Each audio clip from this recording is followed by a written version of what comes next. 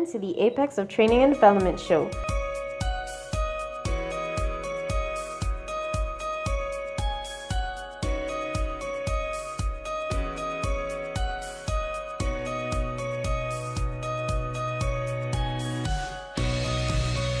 The Apex of Training and Development show. We're going to add a little spice to your work life. No team can work within a vacuum. Therefore, it is imperative for everyone to learn effective communication and team building skills. Clear and concise communication often reduces confusion, enhances the customer experience, and creates a positive work environment. Welcome to the Apex of Training and Development. I'm your host, Charian Casimir. On today's episode, we will be exploring effective communication and team building in the healthcare sector with consultant urologist Dr. Adrian Rhudd.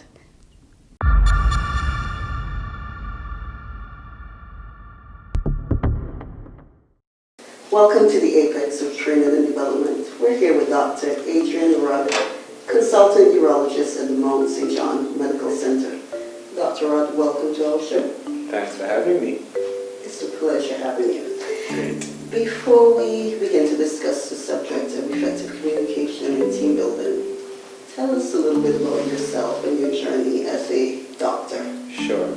So I'm a consultant urologist. I deal with problems associated with the genitourinary tract, meaning the kidneys, the bladder, the prostate. I was trained in Jamaica at the University of the West Indies. I've been a doctor since 2009. Wow. I've been studying for about 15 years. I specialized also in Jamaica, and I spent 2 years in the United Kingdom, in London, training, particularly with some interest in cancer. And I returned back to Antigua last August, and I've been here a little over a year now. Wow, that's quite a journey for a young person. Yes, it is. You will have had the privilege of participating in the Excellence Learning Academy's Effective Communication Training Program. Tell us a little bit about that experience and how has it helped you in your profession as a consultant urologist? So the training program was introduced to me at Mount St. John's when we started working. It helped to refresh, or it helped to teach us or teach me some of the skills associated with communication, interpersonal skills, conflict resolution. These are the things that people call the soft skills, which I find are very important. Fortunately, I had quite a bit of training in these areas abroad in the programs. So I was very pleased to see that this type of training is available here in Antigua and here at our hospital. What does effective communication mean to you as a doctor? So effective communication really has to do with me taking all my years of experience, condensing it into a package which is very understandable, passing it over to a patient or their family, and then they actually understanding what that message is. A lot of the times we doctors get criticized for talking above the patient, for talking down to the patient, using too much technical jargon, and it's only effective if the patient can understand the message at their level. Why is effective communication important in the work environment? So the work environment requires communication with both your colleagues that you work with and with your clients, your patients. The only way to get your word across, to get your message across, is by having effective communication skills. Now, what I find is that until you actually sit down and ask yourself what is effective communication, or ask yourself, am I communicating effectively? Well, only then you'll realize, you start thinking about communication and realizing there's a lot more to it than just saying what you have to say. Because if you say what you have to say and the person doesn't understand it or doesn't get the message, it's pointless. True. We're going to take a break, and while we're on our break, I'll be having some Paradiso water. We'll be right back.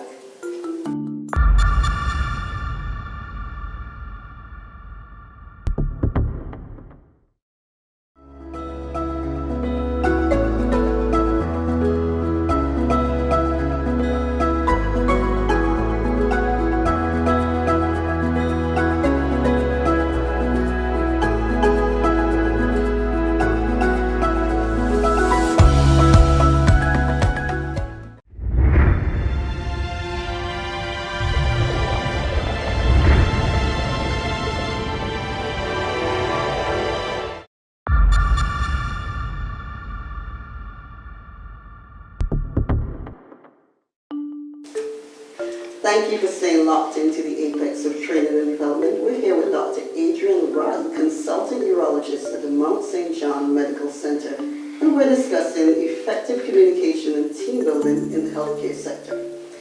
Dr. Rhudd, oftentimes when we think of effective communication, we often focus on the written and the verbal aspect of effective communication. But what is the significance of nonverbal communication in your field of work? So nonverbal communication is just as important or even more important than the verbal.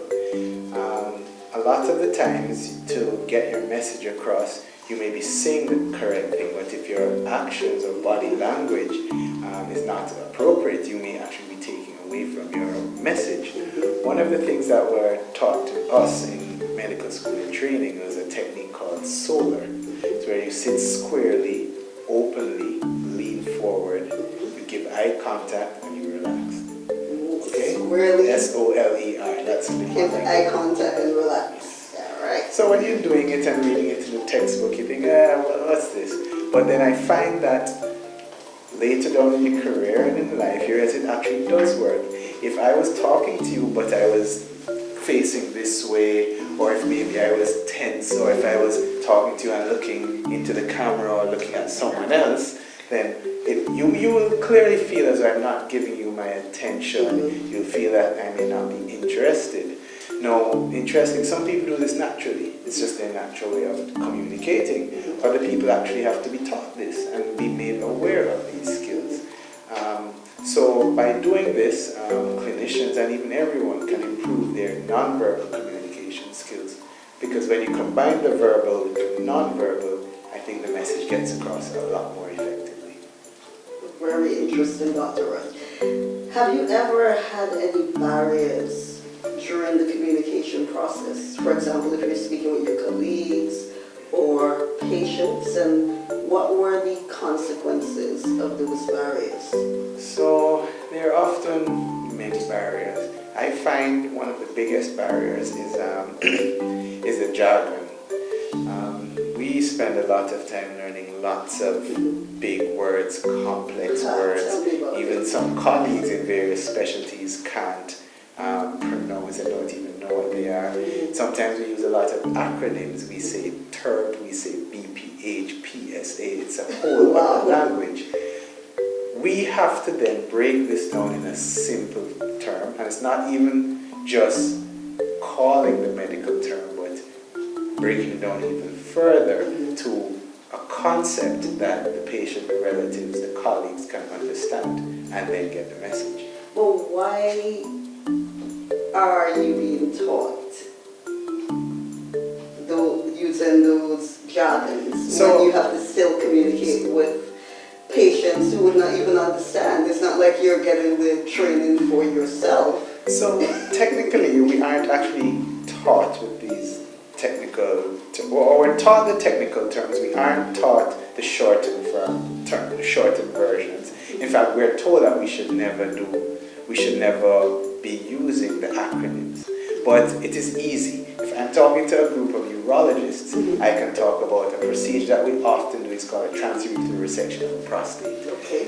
Or I can say TERP. A urologist will know what a TERP is, and we can say 3 TERPs, 5 TERPs, I did a TERP. But if I have to say I did a transurethral resection of a prostate and a transurethral resection of the prostate, you get it. You haven't even begun to understand what is a transurethral resection of a prostate. But then how do you break it down to the patient? Because that just seems so complicated. So you have to first of all understand the patient's knowledge or level of understanding. I find it's very effective to ask the person, what do you know about this? What do you understand about this? Know where they're coming from, and then meet them, clarify any misconceptions, and then break it down, explain it. Sometimes using visual tools, sometimes drawings is helpful, videos. But I find it's very important to find out where the person is coming from. And you can't always assume that because a patient is not tertiary trained or has higher level education that they may not understand what you're talking about. So once you can understand where they come from, what they know, then you can take it from there. I personally like to encourage my patients to ask other family, friends, relatives to go on Google what we're talking about. Some doctors don't like that. I say, please ask everybody, ask anybody. Come with information, and then we can go through the information, discuss, and take it from there. Really informative, but we have to take a break. We'll be right back after these messages.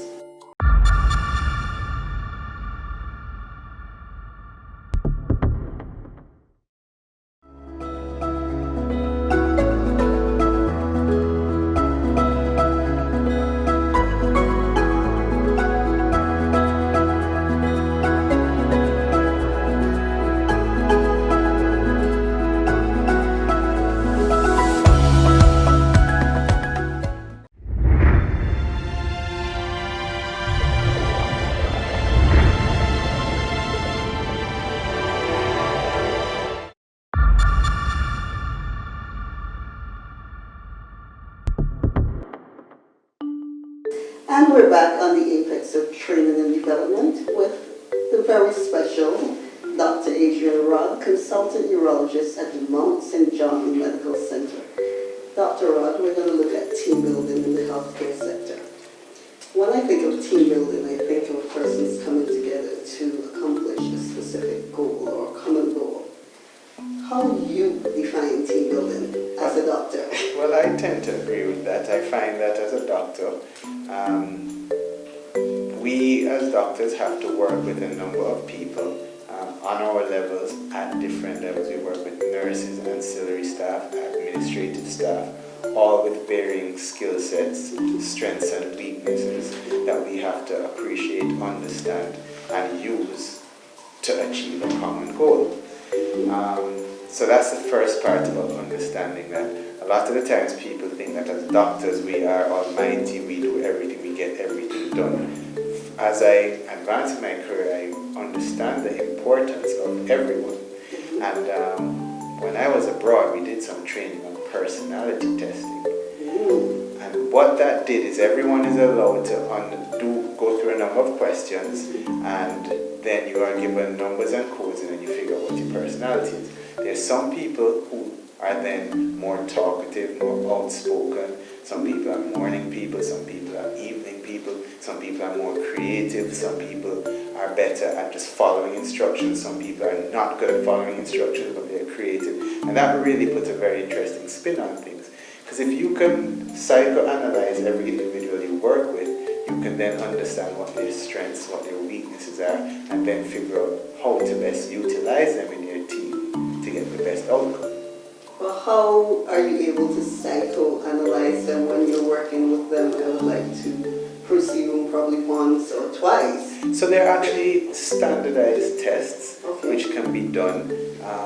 The institution that I did, you can actually pay to get them done. Mm-hmm. But in the day-to-day basis, I can't go around with a form psychoanalyzing everybody I work with. But then you kind of understand. Mm-hmm. You realize that people are better. Some people are better at certain things, and if you try to force them into other things, they just cannot. Mm-hmm. Obviously, everyone has a certain degree of conforming that they must do in a system. Absolutely. But you will eventually know who is the most creative, who will follow instructions very well. You know the person that gets into work early at 7 o'clock and is bubbly and bright. You know the person that is dragging in at 9 o'clock and is just miserable and doesn't want to do stuff. So I think understanding your team members is very critical. Okay, a team member is disengaged. What do you do to motivate that team member? So I think the first thing is to understand why. Understand the team member, understand why they're disengaged. I think that there will be reversible and non-reversible causes. That's how we see things in medicine. So there will be things that if you took the time out to address, to get to know the person, to ask them, to point it out to them and say, look, I noticed that you are disengaged, or I noticed that you are not doing this, or I noticed that you are doing this. Is something wrong? What can I help? I think that's the first step. Obviously, you should be able to have that rapport with your team member. You should have that relationship with your team member. And there's some things they may then open up and say, look, this is a problem I do, and let you know what the issues and you can correct. Other times there may be non-correctable issues. Does that mean you have to change the role of that patient, or it may be that the patient does not belong on the team and you may have to transfer them out, which can happen. Patient or the employee? The employee. So you're gonna have to Yeah, because people change jobs all the time. Unfortunately, people lose jobs, people resign, people quit. It's in every institution. I think as a senior person now, it's understanding the pros and cons, not because you're not functioning well in one job. It's not the only job for you in life. But then how do you balance it? You have to focus on the patient and still have to focus on your colleagues performing up to par, or working together to accomplish the goals. Well, it's a big task. That's why we're consultants. I think that once upon a time, we as doctors were allowed to only doctor. I think those were the glory days. You could just turn your head down. You didn't have to worry about colleagues, management, finances. All you had to do was doctor. Now it has changed. We have to be doctors, we have to be managers, we have to be procurement, we have to be counselor. There's a lot more we have to do. And the quicker doctors accept that, is the quicker you can equip yourself with the skills needed to function effectively.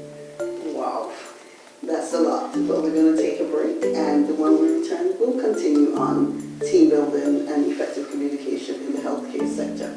We're here with Dr. Adrian Rhudd, consultant urologist at the Mount St. John Medical Center. We'll be right back.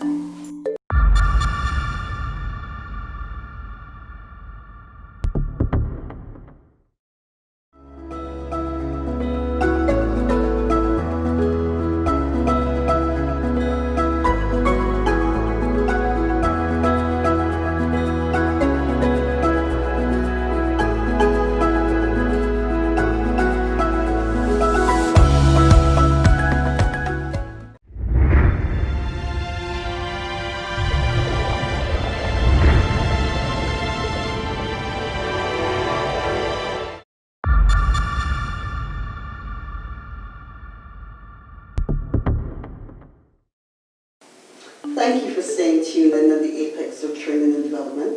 I'm your host, Sharon Casimir, and we're discussing effective communication and team building in the healthcare sector with consultant urologist, Dr. Adrian Rhudd. Dr. Rhudd. Yes, Jerry. What strategies have you employed in order to promote success in your team? I think one of the key strategies is respect. I think that every member of the team, regardless of their role, needs to feel respected. They need to feel like they're a valued part of the team. And respect goes both ways. Whether you are the consultant, intern, ancillary staff, it is always very important.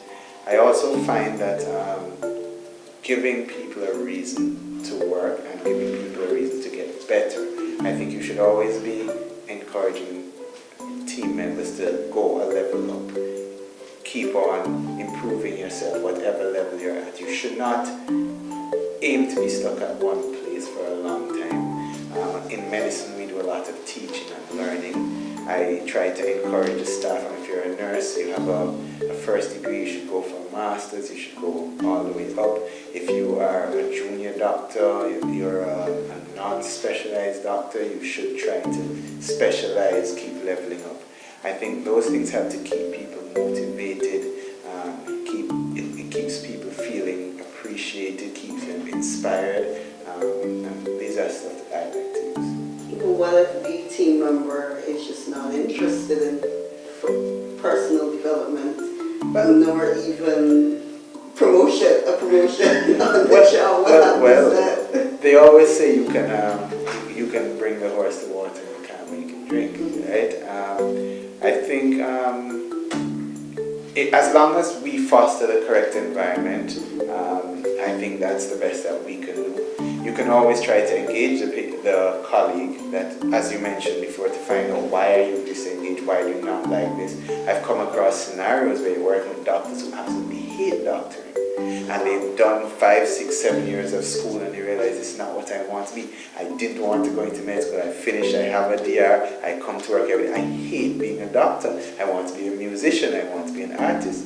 That's very real. But then the question is, look, do you want to leave this and pursue your passion? You can. Can that passion feed you? Can that take care of your bills?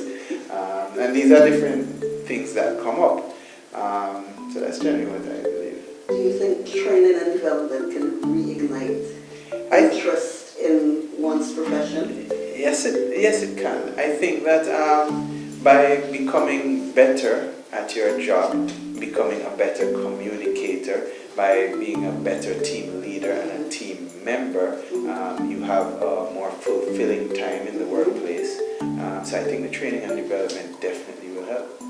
What advice would you like to leave with your viewing audience as it relates to effective communication, team building, and more importantly, training and development? I think training and development is a necessary part of any career.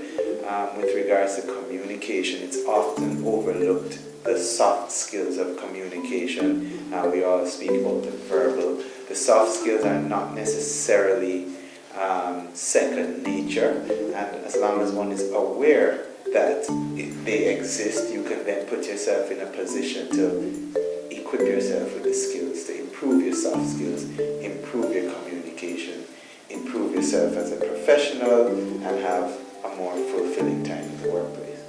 Dr. Rhudd, it's funny how time has a way of creeping up on us when we're having such an interesting and intellectually stimulating conversation. But we thank you for being on the apex of training and development, and we look forward to having you for probably a part 2 in the near future. We can do that. All right.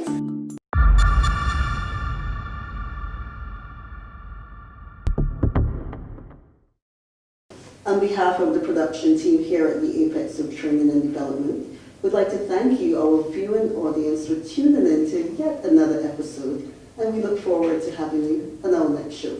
I'm your host, Sharian Casimir.